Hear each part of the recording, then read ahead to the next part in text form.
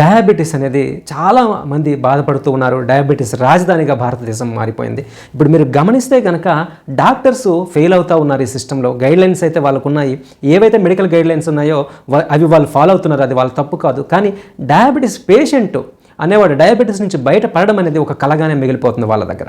కారణం ఏంటంటే ఏ ఫిజిషియన్ కానివ్వండి, ఎండోక్రైనాలజిస్ట్ కానివ్వండి, వీళ్ళకి ఈ lifestyle management, dietary management, nutritional approach, functional science, అదేవిధంగా sleep management, stress management, physical activity, వీటి గురించి ఎటువంటి అవగాహన కూడా ఉండదు. కానీ షుగర్ అనేది, డయాబెటీస్ అనేది ముఖ్యంగా వీటికి సంబంధించి ఉంటుంది.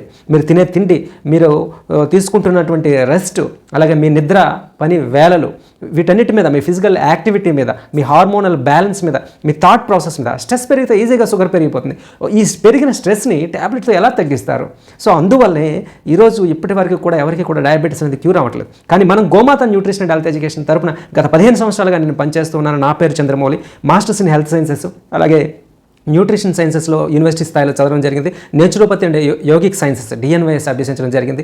సర్టిఫైడ్ డయాబెటిక్ ఎడ్యుకేటర్గా, కిడ్నీ హెల్త్ కోచ్గా, ఆయుర్వేద పంచకర్మ థెరపిస్ట్గా అనేక మందిని ఈరోజు షుగర్ వ్యాధి నుంచి బయటకు తేవడం జరిగింది. ఆ సాక్ష్యాలను మనం గోమాత nutrition and health education YouTube ఛానల్లో పెట్టాను. ఇది సాధ్యపడుతుంది. మందుల నుంచి బయటకు రావచ్చు, ఆరోగ్యకరంగా జీవించవచ్చు. అది మన చేతిలోనే ఉంది.